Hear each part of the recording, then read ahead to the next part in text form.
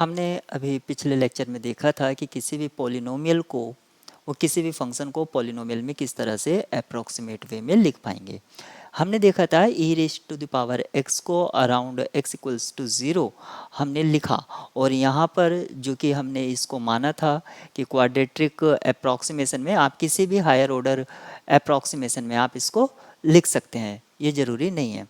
लेकिन हमने e raise to the power x को जब लिखा था तो यहाँ पर जो हमने देखा जो अननोन थे वो a0, a1, a2 थे, और इस अननोन को हमने फाइंड आउट करा।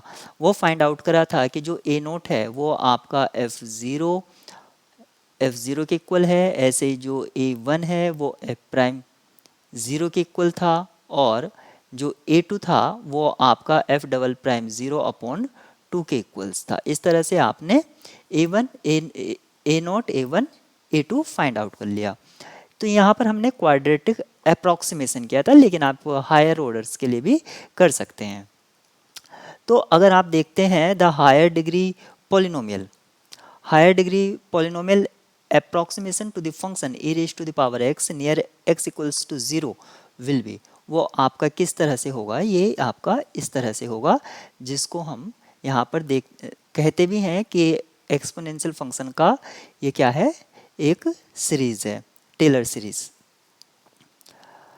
अब हमें एक polynomial find the polynomial approximation near x equals to x0, वो x इक्वल्स टू 0 था।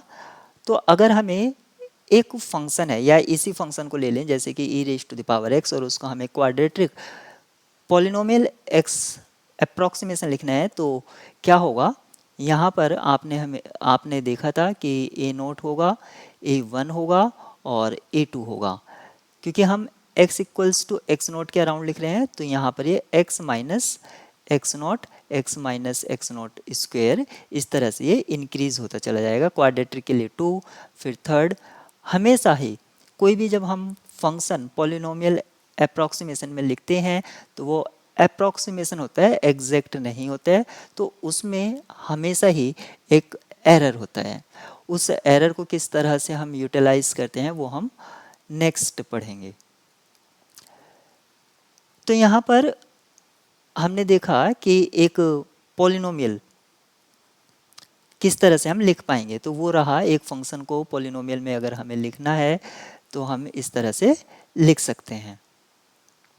और जो मैंने बताया था कि हमेशा ही keep in mind it is just approximation, so there will be some error, हमेशा ही कुछ ना कुछ एरर वहाँ पर होगी ही। तो अभी तक हमने इसकी जो आउटलाइन है वो यही पढ़ी कि कोई भी फंक्शन है तो हम उसको लिख पाएंगे पॉलिनोमियल नेचर में।